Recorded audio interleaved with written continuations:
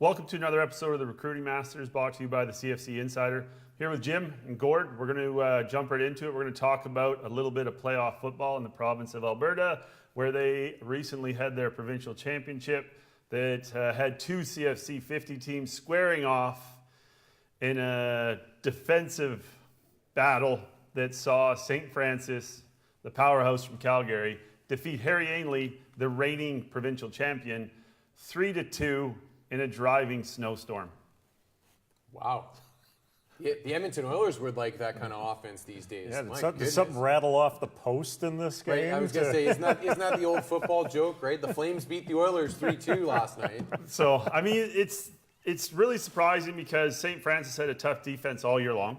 Harry Ainley scored a ridiculous amount of points. They have CFC 100s all over their rosters, but I will say that each roster, I'm not going to jump into them today because it'll take a while, they each have like 4 or 5 CFC 100s, but there's players on the defensive units for St. Francis, and there's players on the offensive unit for Harry Ainley, so I was really, really, really shocked. By 3-2, apparently St. Francis jumped out with a 3-0 lead, which they held till middle of the fourth quarter, at which point I believe they had to give up a safety in order to get Ainley out of their end, which gave us the final score of 3-2, which ends a long run of undefeated or wins for Harry Ainley and brings the championship back to the southern part of the province of Alberta. I think you've just made the case for a good field house in either Edmonton or Calgary. There is a good field house with a roof that you can play with a top on it. Yeah, there is a good field house in Edmonton. They were showing at the Grey Cup festivities this week that everybody was raving about. Because I know, because a bunch of the University of Calgary people were just losing their lids about it. Like, why can't we have a facility half as good as this? Oh, you're talking about the bubble that's The bubble, in Edmonton. at Foot Field. Yeah, I think it led Marshall Ferguson of TSN 1150 in Hamilton to call them the the Alberta Golden Crimson Tide. Bears. Crimson Bears. Crimson That's what it was. Crimson the Bears. old Crimson Marshall, Bears. have you watched them play football lately? Anyway, but point being, there are some indoor facilities available, which brings up the debate that came up after the Grey Cup too. Yeah. You know, should these championship games be played in a more weather-controlled environment? I gotta be honest, I didn't suffer through watching this one, and I know the Harry Ainley types out there won't agree with me on this one, but I like the weather's, to me, football's a weather sport. It's part of the variable of the game. If you want to extend the season on the prairies, you've got to strive towards building indoor facilities, though. If you want to create that broader footprint, that's the only way to do it. They've done it in the Dakotas. They've done in North Dakota and South Dakota. Yeah. It's all indoor facilities now, and they operate 365 days a year. Yep. Well, and it's I mean, you can make value out of a fieldhouse facility as well, and a lot of the universities in this country are starting to see that and starting to see the value of investing in a facility like that for themselves. So, I mean, the good thing about that is it can be a community center, and I mean, we know all well out here on the West Coast what a valuable hub BC Place is to hold the playoffs for BC high school football. So they should open the roof. They should open the roof next week. They should open the roof. Yeah. I agree. Regardless of the weather. Yeah, we do well with the roof closed, so I won't say much. But your team passes 3 times a game, dude. You love weather. You love weather. We don't. No. But any point, moving along. Well, just a sidebar, and I don't want to get you guys going off on too much of a tangent, but you know, I didn't mind watching the Grey Cup and the Vanier Cup in the same city under a roof not too long ago. So. It seems longer and longer ago when you take a look at the numbers. It was kind of successful. There were a lot more people that seemed to enjoy doing that than the current setup. So, but I honestly, it sounds like there are people with some influence in youth sports that understand that and are trying to push for that alignment again. So, we'll see. Yeah, I mean, it'd be good for the game in this country. That's all I got to say about that. For sure. Other notable playoff games that went on. We're going to get into the OFSA Bowls in a second. We're going to talk about what happened in BC this weekend. There was 2 upsets. Mount Doug went into BC Place and upset what is now or was the #1 team in the province in the undefeated Vancouver Fighting Irish. That's right. Yeah, the Vancouver VC. For a week. They were behind Lord Tweedsmuir the week before that, but yeah. Yeah, so Mount Doug went in, had a huge game. The two Kremlers had a good game. We're going to talk about who I thought was the MVP of the game later on in the show, but there was they beat VC 31-28 on a last-second field goal, which was awesome clock management by Coach Townsend. They marched down. There was a PI. There was a pick six that could have went the other way, but they marched down, called the timeout with 3 seconds left, put the kicker. They tried to ice the kicker. Kicker split the uprights, and Mount Doug won it was actually a super impressive high school game. Yeah, that pick six, by the way, was Chris Kongbo. CFC100. I was going to say who you might recognize the name of his brother Jonathan, just finishing up at University of Tennessee.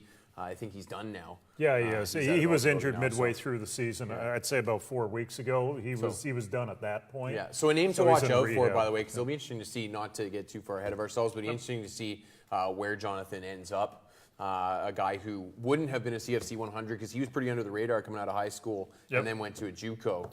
And lit it up. And became a huge stud at the JUCO. But he could sneak into the NFL. I'm going to guess he might get a tryout just purely based on his athleticism. But he's a guy that, because the way his career ended up, at least, I could see spending at least a couple years in the CFL. So a name to watch out for at that level. But Chris Kongbo still kicking it. And, I'm looking at these results from BC.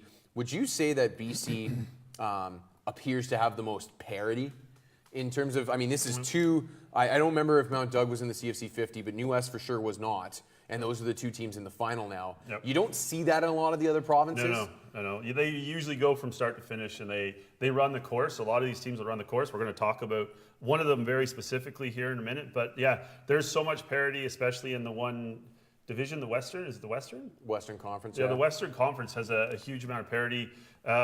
You know what? New West was up there at the beginning of the year, and then they lost 3 in a row and basically plummeted. And then you had other teams go up and go down, and Mount Doug lost. I think they had a 2-game run there where they didn't do so well. But there's a lot of parity, and I know last year on CFC they wrote articles on the toughest high school conferences or leagues in Canada, and I know that BC was up there along with Calgary.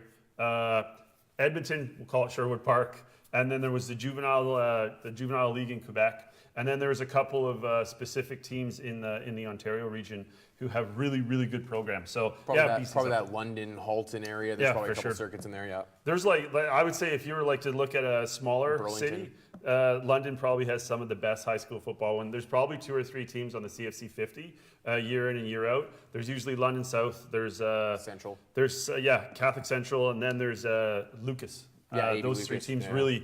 They put it together every year. Maybe not all 3, but they're there every year. The other game, the other semifinal that kind of went a little different than people thought was NWSS played Terry Fox and was able to establish themselves early, and then they kind of walked away with the game down the stretch. So that was the other upset that was inside the top 10 last week on the CFC50 It was a rematch. It was a big rematch. You're underselling this thing. Yeah.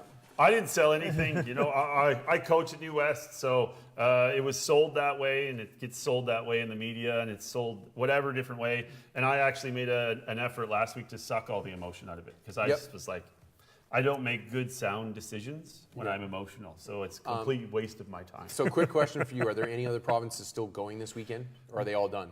Right now, BC has 1 game left. Everything in the prairies is done. So now all the high school eyes, or all the recruiters, I would hope their eyes are going to be here next weekend, but they should be in Ontario right now at the Ofsa Bowls.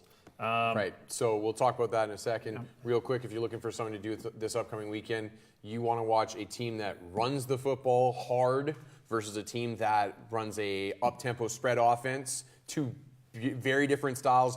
2 brutally effective offenses. That's New West, the run game, Mount Doug, the passing game. It should be a really good game. Go to the BC High School Football website. They'll be streaming it. Yep. And another, just a side note to that, and I'll move on to Ontario, is these 2 teams faced each other 4 years ago in the JV final, and now they face each other again in the senior final 4 years later in their senior year. So don't we have a national championship coming up here in Ontario? No. Okay. Sorry. I'm gonna talk about this. We'll do this in reverse order because obviously there's a question here.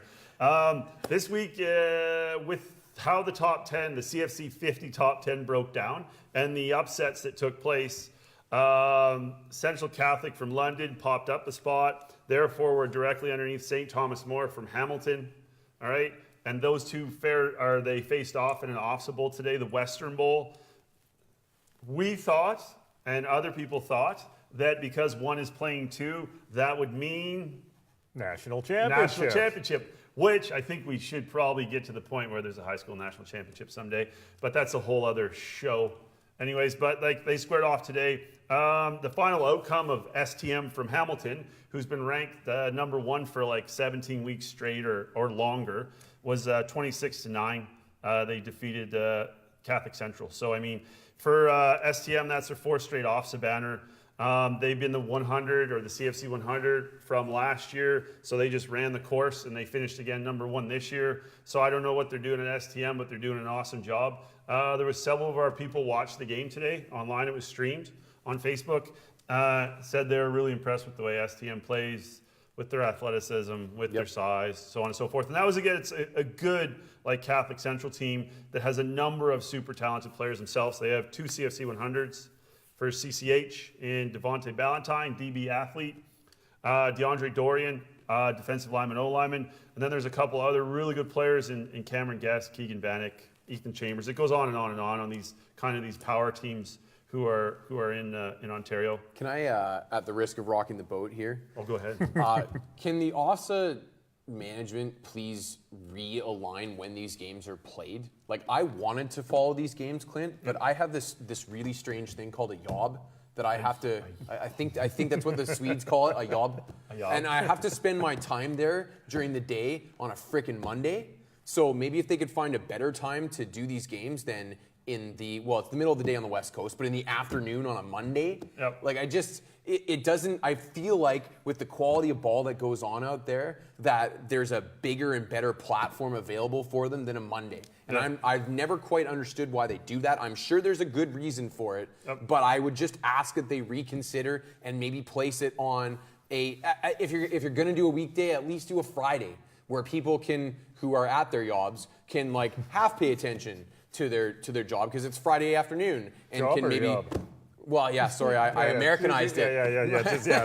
That's the American pig in me, you know. Stick with it. But who can half pay attention to what they're getting paid to do and pay attention to some football on the side because it's Friday afternoon, and let's face it, you're half checked out anyway. But on a Monday, I kind of have to be paying attention to my job. Yep, I get it. And it doesn't help. And what you missed out today in the national championship game, we'll call it, it's the first ever back-to-back CFC50 national champion. So STM won it last year and they won it this year. So congratulations for them on the back-to-back, not just in their league, in their city, in their region, but also for this. Nothing against STM because they're fully deserving. I mean, like it's been halfway through last season. They were number one across the country. Don't get me wrong, fully deserving. Their resume is amazing, but like we would like to have a platform where you could prove this. Maybe play against a team from out of province. And Clint, it is so Ontario that the national championship is between Ontario Team 1 and Ontario Team 2. Center of the universe. And I'm just going to leave it at that.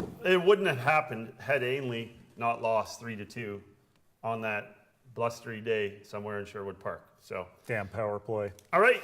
Yeah, damn power play. Now moving along, there was two other bowl games that went today. One was the Eastern Bowl that featured the Holy Cross Crusaders from Kingston. I believe it was their first ever appearance. A couple of notables on that team was DB Adam Kinney, cornerback or DB Griffin Chenier, running back Braden McMitchin, linebacker Zach Raymond. So that game was decided. Holy Cross kind of pulled away with it late, 25-8 over Thomas A. Stewart. Thomas A. Stewart Griffins are from Peterborough. It was also their first ever appearance. They had a really good in their own conference, in their own region. They were 6-0. They had 277 points for, 102 against, so they had a really good year. Some of their players that really stuck out through the course of the season were Jake Zajic, Kyle Milburn, and Max Labasseur. Some of these players I'll talk about on the CFC in the upcoming weeks. For those of you who recruit. For you. Brad Sinopoli, the most outstanding Canadian in the CFL this year, he's a Peterborough guy. Is that his alma mater? I don't know. There was no mention of his name. Question for the country. Is that Brad Sinopoli's alma mater, Thomas Stewart? Get at us in the comments. Let me know. Where did Brad Sinopoli go to high school? There we go. There we go. Holy Cross out of Kingston, former Queens quarterback Tim Pendergast was coaching them for a while. I'm not sure if he still is or not, but that has been a perennial powerhouse out of the Kingston area. An area, I might add, with underrated high school football. And Frontenac, right? Frontenac is the other one that's usually really good too. The Frontenac Falcons. Yeah. It looks like Kingston beat somebody else in the Castle final this year, but for a town of, I think it's roughly 175,000, it might be closer to 2 now, but they really punch above their weight in terms of high school football in that area, and those 2 schools in particular. And Regi Notre Dame, which was Brent Johnson's school. LaSalle is out there as well. There's a Kingston LaSalle out Grenadiers there. play in the OVFL too, and then the Summer League. Yeah, they always strong. have a good team. They seem to always compete with Ottawa and Toronto and the Real heavy tough. hitters. Kevin Garbullo is suggesting that Crestwood may have been the place. Okay, awesome. Yeah. Okay. He Yeah, Crestwood used to be solid too. Like I remember back in the early days of the OFSA Bowls, Crestwood was always there. I remember their helmets with those uniforms. They kind of, for some reason, trigger a memory. So, By the way, Kevin also suggests that the Alberta final should be played in Fort Mac. Nice. yeah, okay. If you're gonna fire go there place. with that weather, you might as well go all the way. Anyway, pick it up. So, I'm just watching the Growing social area here. for prep football. big Fort time. Mac. Yeah. Third and final game that was part of the OFSA Bowl series today, which there's going to be a few more days. So if you get on Facebook and you don't have a job, I would suggest you get on Facebook and watch the games. Well, I mean, Or some if- people have nighttime jobs. If he Let's was a give him some dedicated credit. football fan, he would have watched it on his Facebook while he was teaching. But, Gord, question your commitment to the game. My But. bosses could be watching. So anyways, there was a third and final game. I think it was the first game of the day. Ashbury Colts from Ottawa squared off against Chamonix, which is from the Toronto Catholic League, I believe. The Ashbury Colts were one of 2 Ottawa teams that made their way into the OFSA Bowl this year because the games were hosted in Ottawa. So I believe it was St. Pete's and Ashbury made their way in. This game was won by Ashbury, basically 24-21. They won in a walk-off field goal, so they basically marched down, hit the field goal in overtime, and that was it. So those are the 3 games that went today: the Independent Bowl, the Eastern Bowl, and the Western Bowl. So you were saying there are a couple left to be played this week, correct? Yes. So there's going to be tee those up for us? You can go on CFC and you'll actually be able to look them up. They have the days set out for you, and you'll see who's playing on those given days. One of the big notable matchups that I want to look at is Huron Heights. I want to see how they do in their bowl game. So, I mean, because they've had a good season, they played a super tough schedule. They're up in North Bay or something like that, aren't they? No, they're just outside of Toronto. I thought they were out of the they city. played outside of. They had to fold their league over and do some funny things with it this year. But they also took on some pretty good American teams. They played a lot of the private schools in the Toronto area, like the St. Andrews Colleges of the world, so on and so forth. So they've had a pretty good year. If you're a fan of I believe they run the triple option. If you're a fan of that, and I am, Heath, I learned my lesson. I am. You may want to watch that game and watch it run at a Canadian high school.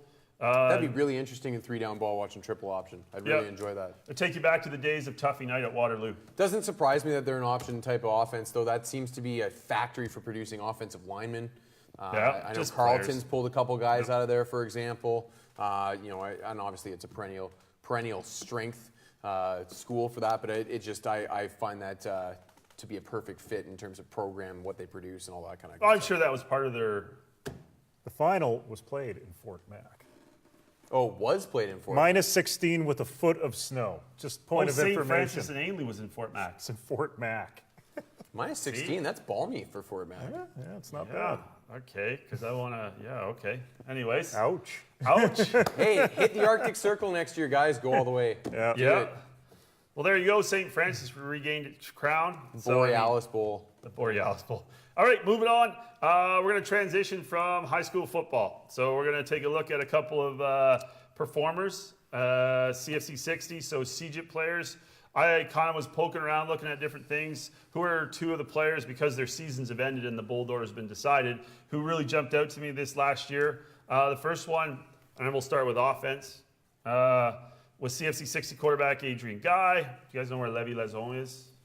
I know of the school, but I don't know where it is. So you're in Quebec City, where they have where they leave all the Vanier cups, and then I think Laval owns the Citadel, so now they're just stashing their cups in there. If you look right across the river, there's another town called Lévis-Lauzon. Oh. Now there is a quarterback there, and he is on our 60 list. His name is Adrian Guy. I would say he was probably one of the better dual threat quarterbacks in Quebec last year.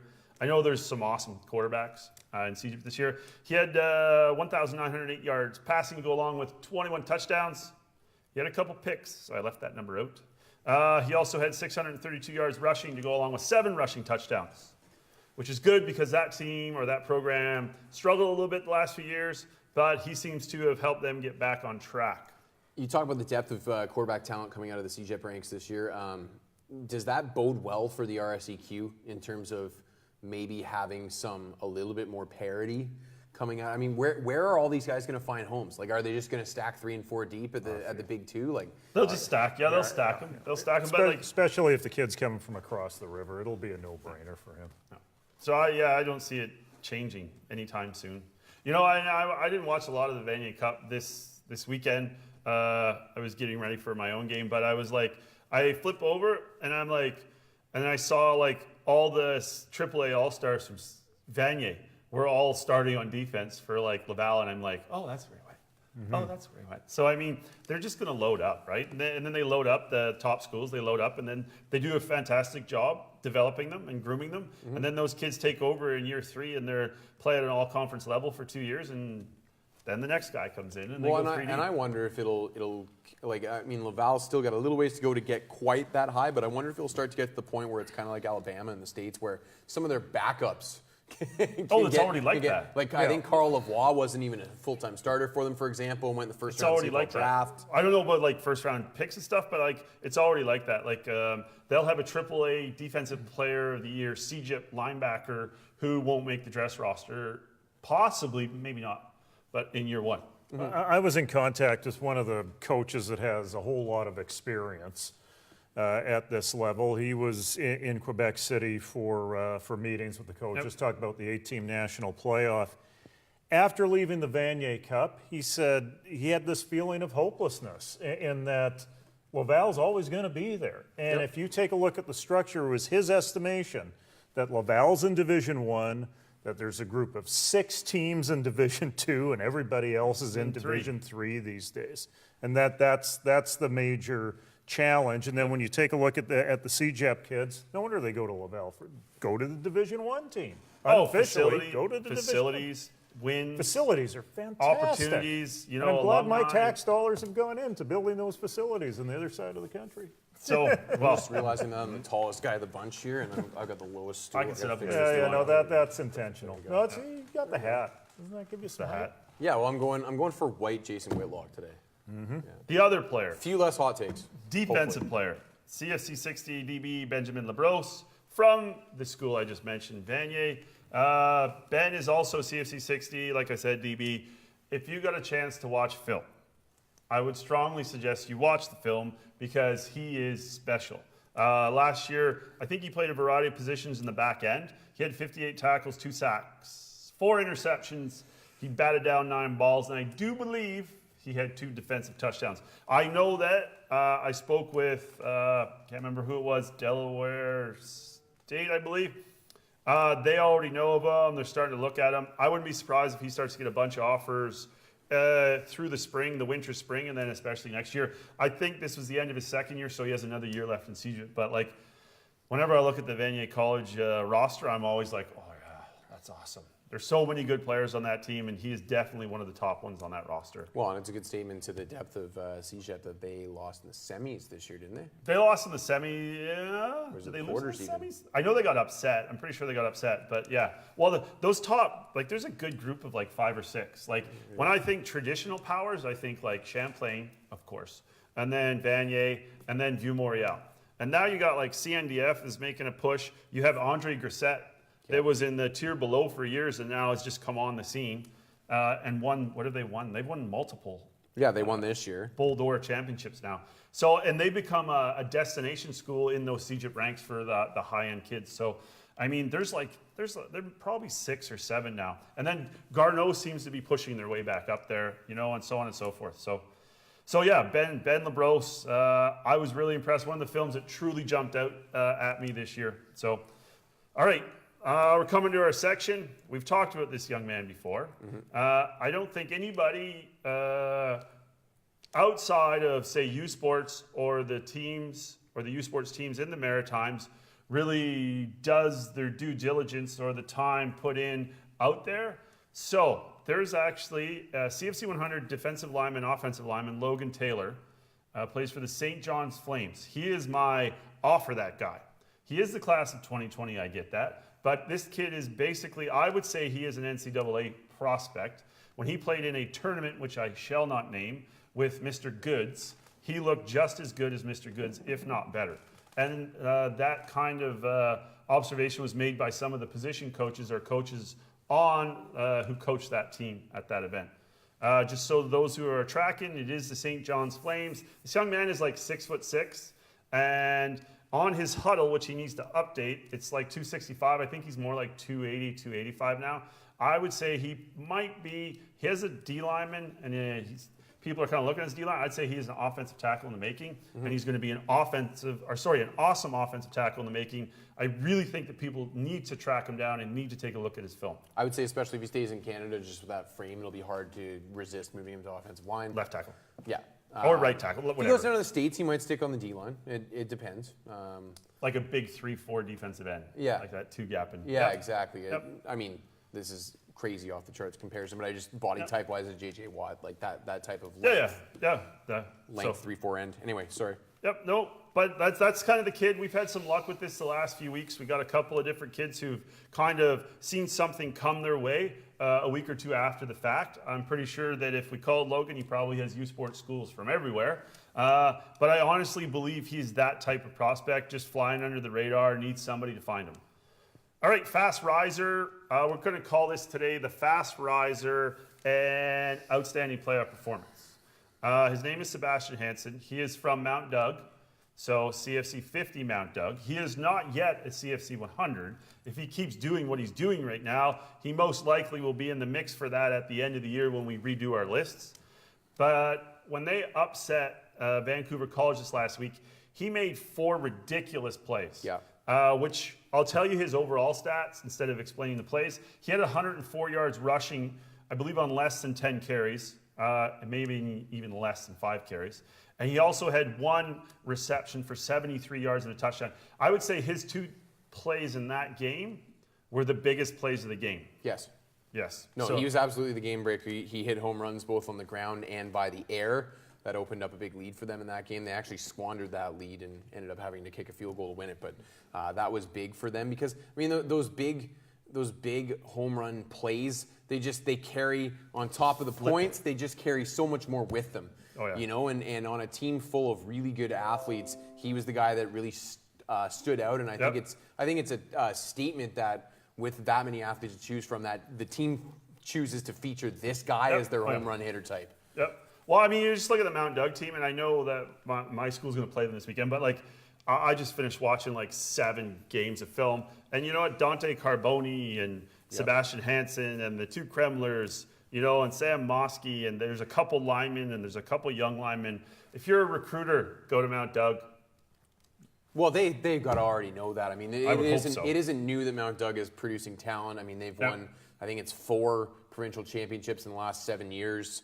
They had like a ridiculous run like there. 4 and 5 years. Yep. I mean, it's been. We got a question online here, and it's a basic question, but I think a lot of people tuning in here want to know this. Tion Alexander Amour asks, how does the CFC 100 work for grade 12s? Grade 12s, well, we know who Tion is. So Tion's probably the leading rusher in BC high school football this year. We evaluate the film. A lot of it goes from their grade 11 film, because up until last year, we only had 1 list.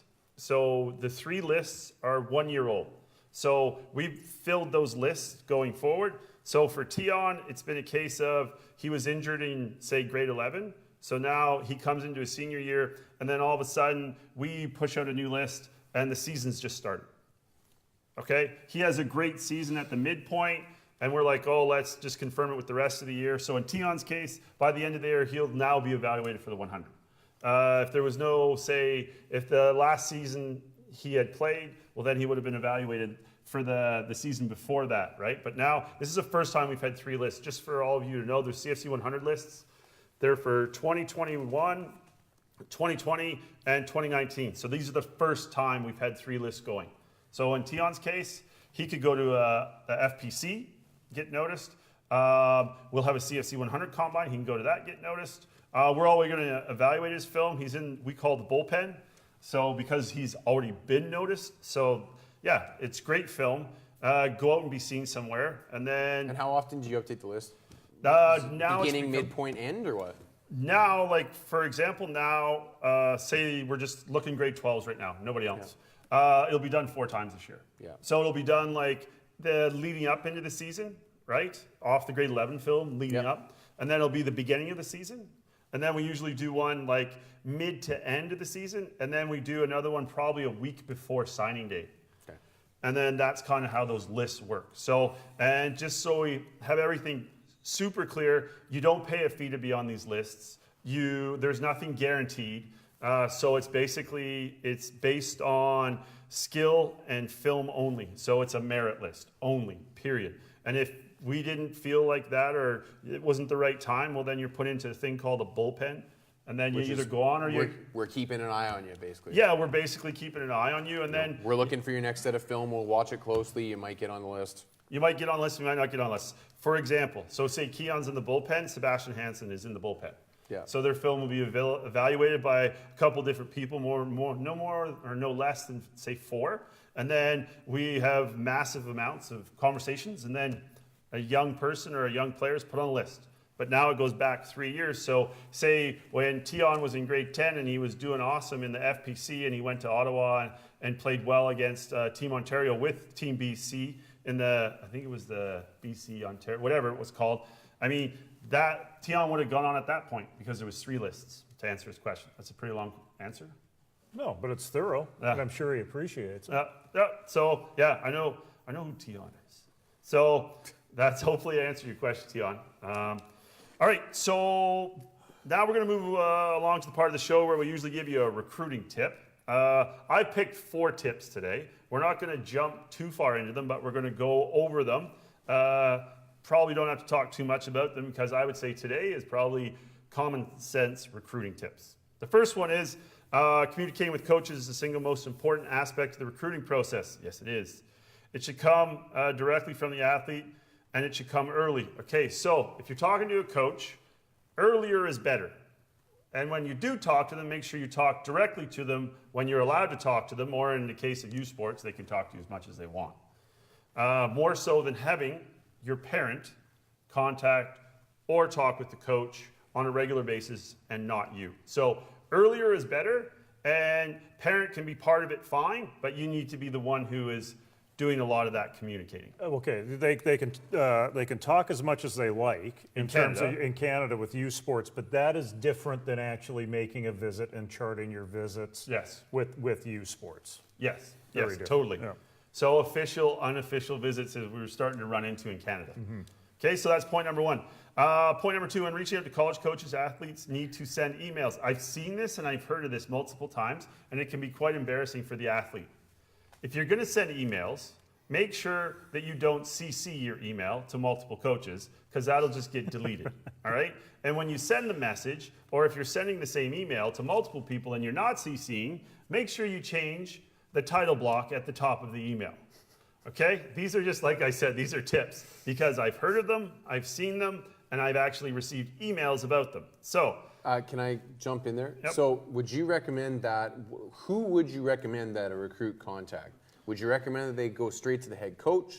Would you recommend that they find their position coach? Would you recommend that they find the recruiting coordinator? Recruiting coordinator.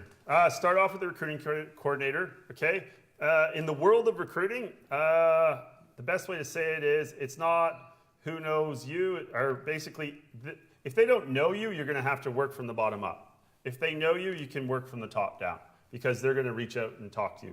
If you're starting at ground zero, you may want to send in an email to the recruiting coordinator, and you may want to send in multiple emails to the recruiting coordinator. And you'll want to put a very abbreviated message in there with like your details and your updated film. And then just keep sending it. And then if they like it, trust me, somebody other than the recruiting coordinator will call you back. And when you start getting calls back, I would say you're probably best served if they do the recruiting by region, you're going to have to talk to that person who recruits that region. But at some point, you're going to want to talk to your position coach because if the receivers coach is recruiting Gord, the O-lineman, and the O-line coach is not recruiting Gord, by the time he gets on campus, The O-line coach doesn't know who he is, and he's not even part of his plan. Yeah. All right, and that when it comes to the closing part and the business part of it, we'll call it the business part of it, the head coach has to be part of that. If you're asking for some sort of serious feedback and at no point does the head coach find any time for you, I would say you might very well be better served to find another option or go somewhere where they want you. Yeah, then you're a class filler at that point in time if You're just the a head number. coach can't be bothered. Yeah. Yep. Okay, last point, we've hammered this, sorry, second last point. We've hammered this one to death over the recruiting tips kind of segment of this. Okay, make sure your voicemail, your email, your Twitter handles, okay, are set up professionally and appropriate. They make a huge difference. For example, this week, one of the employees at CFC noticed this bizarre behavior on a Twitter account, and it was the kind of stuff you would think it is, and that recruit, who's actually a legitimate recruit, got hacked. So, I mean, watch for that. While we're in the middle of this, I've got a question from online here. Jaden Severy asks, are you allowed only 5 visits for both NCAA and U Sports, or are you allowed 5 official for both? I think they're 2 separate entities. Yeah, of course they are. There's no crossover there. Yeah. There's no crossover. In fact, In fact, the NCAA couldn't care less about U Sports, so Right. there's no crossover there whatsoever. So if you're hearing anything different that's not accurate, each governing body is completely independent of one another. the only thing I would say where the crossover might occur is I can guarantee you that U Sports coaches will take advantage of the repatriation rule, which means you can go down to the States, play there, didn't like it, come back. They can call you while you're actually down there and recruit you back. Where NCAA schools do respect the commitment and are at another institution for the most part, where if a player goes, so I would be like, if you're looking at both sides of the border. Well, that's just a violation in the NCAA. So it's not even like a value thing. It's just they can't do that. They get in big trouble for doing that. for that. But yeah, I mean, if you're a Canadian kid going down south, if you have no interest in coming back, you may want to filter out certain numbers and things like that, because you know if there's any inkling that you might be coming back, you'll be getting bombarded. Well, also remember that NAIA and JUCO are separate from NCAA. Yes, they are. Yeah. So I mean, that's a lot of different entities going on. But yeah, the trips would be totally separate. And point in fact, U Sports trips you could probably get in a bunch more if you really wanted to unofficially. So that has been known to happen. Well, I mean, this is now a dozen years ago, but in my day, you know, sometimes you would just, like, I know a buddy who on spring break went out to Toronto and did a loop and toured a bunch of campuses on his own. I mean, that's not an official visit by any means, but he was able to, when he got to campus, he was able to communicate with the coaching staff while he was there and stuff like that, because got a meal they weren't paying his way there or anything like that. So there's some gray area there. I would say if you have interest in an institution, make sure that you get a chance to get a look at it when you have the time and if you have the means to be able to do so. Yeah, it's a self-reporting system for tracking and visits, and I think one thing that U Sports has run into is they're realizing that a number of student athletes or potential student athletes are not self-reporting. No. Yeah. So there's 5, but that number can be flexible. They all see more schools. Yeah, exactly. So, I mean, As they should. Yeah. Oh, As yeah. they Like should. if you have an option, if you're like super serious about a certain academic program, all right, or if you're super serious about you're staying close to home or whatever, but more of the academic program, go see it. Like the coaches will be happy to host you if you call them. Hey, I'm going to pay my own way there. Like whoever the U Sports coach is, like, cool, I'll take you out for lunch. I'll put you up in a hotel. We'll show you around campus. Yep. So reach out and call and contact people. Yeah, and try and spend wherever you're going, if you can, try and spend some time on campus. I mean, I know that I wasn't overly comfortable making my commitment just based on one 3-day trip. If you can get there multiple times, that's great. You can get a different feel every time, and just, you know, the more you know about where you're going to spend the next 5 years of your life, the better. Just more information. Well, there's also ways to piggyback on a trip too. You like a school may fly you out, but you may also be able to get out and see another campus or two on your own. Yeah, especially if you're coming from, you know, one part of the country to a significantly different part of the country. I mean, U Sports schools, I mean, the reality is, and I don't say this to take away from a lot of them, but the reality is that a lot of U Sports schools are on pretty tight budgets, so where they can save a buck, they're going to try and save a buck, and it's not necessarily a slight to you. So I mean, in my day, I flew out to Kingston, Ontario, to visit Queens, and a couple of the Atlantic schools were recruiting me at the same time. So they went, "Oh, you're already going to be in Ontario? Well, let's have you. Yeah, yep. Why don't we have you? We'll pay for you to get from there to here, yep. And then we'll make sure you get home, and that'll save us a couple $100, and that's a couple $100 they can use elsewhere." Yep. And I had no problem with that. I was hoping he was going to tell that story. Yep. So, final point. Whatever's offered, like if you're offered something in more so, say U Sports up here, or maybe smaller schools down south. If you're offered something, always get it in writing. Always get it in writing. I'm gonna be self-indulgent here for a second. So after that same trip, so I went to Queens, went out to an Atlantic school, flew back. Please 2 don't days throw later, anybody under the bus. I'm not. Okay. 2 days later, a head coach from another Atlantic school called me and to offer me and suggest that if we could try and set up a visit, and I was like, well, actually, coach, I was just out there. And he was like, "Oh shoot, are you kidding me?" Well, that's how it works, right? Yeah. So probably because they didn't get on the phone early enough. So anything you are offered, whether it's like you need to know what the rules are to start out with. You need to know what you should be getting offered and what you shouldn't be getting offered. And then if there is something that is outside of those arcs, you need to make sure you get it in writing. Because if they're not willing to put it down on paper, that means that it's probably outside the arcs. And they're ready to pull it if the first thing changes. That happens or goes south. So, I mean, just make sure anything you are offered is signed or is in writing. Most of it will be informal or on some sort of letterhead, so you don't have to worry about it. Can I jump in again there too? I'm hesitant to use the word guaranteed. There are lots of things that you need to continue to live up to once that offer has come through. So don't consider anything to be guaranteed. It just means that they can't pull out of it without legitimate reason. But I mean, you have to make sure that your decorum is up to par. You keep up your academics too. There's usually a certain bar they set, not necessarily right at your current average, but there's usually a certain minimum. 60, 65, unless it's academic or unless it's at an academic institution. And then the other big point is, like, if you don't dress, like say you're not dressing your first year, you may very well get your money, or you may get it backloaded and get your money. Mm-hmm. If you're not dressing in year 2, don't expect to get your money. Because there's actually U Sports rules now in play that actually you're not supposed to get your money. Yeah. So, I mean, but if you're a high profile recruit and you hit the end of year 2 and you're not dressing, you may want to just go to school, son. So, anyways. Okay, so that's my points for the day. You can find this recruiting tip. There's a couple other recruiting tips in the recruiting section at CanadaFootballChat.com.